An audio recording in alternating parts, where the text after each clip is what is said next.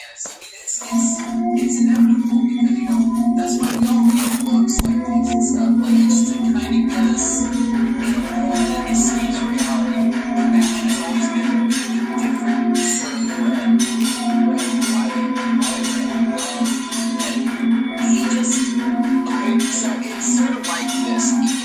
You have a story and you're telling it, and you want to get a certain message across, and it works sometimes. Like Spider-Man's always about the idea of never-ending hope, and you know Superman's about the idea of he's a symbol of a big old symbolism of justice in the American way. I feel like I didn't say that correctly. I don't believe that's all he's about. I think he's an idea. That's what I want to think. Like, it's the idea of superhero.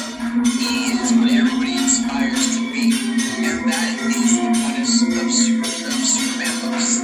But Batman is always, I always felt like Batman has always been trying to teach us a lesson, you know?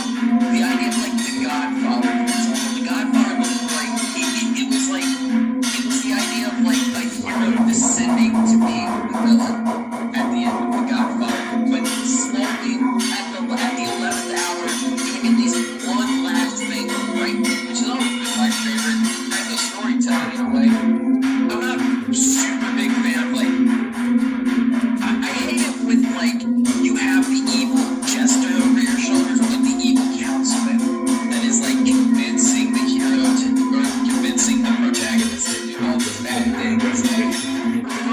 Or with, like, the protagonists kind of doing it on their own. Like, okay, I know this is gonna sound a little off topic, but, like, think of Sonic the Hedgehog for a minute, right? Sonic is a character that does what he wants when he wants him, and while he's a cartoon mascot character who just goes out, does good.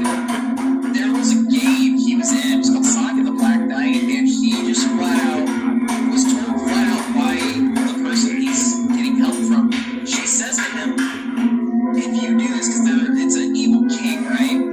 So, like an evil King Arthur. And when Sonic goes to pull the legendary sword from the stone to fight the king, she looks at him, she says, hey, if you pull that sword, you will be a villain. You will be seen by the eyes of millions all over the kingdom. That's the villain. And Sonic, in the most legendary ever fucking voice I ever voiced line, Sonic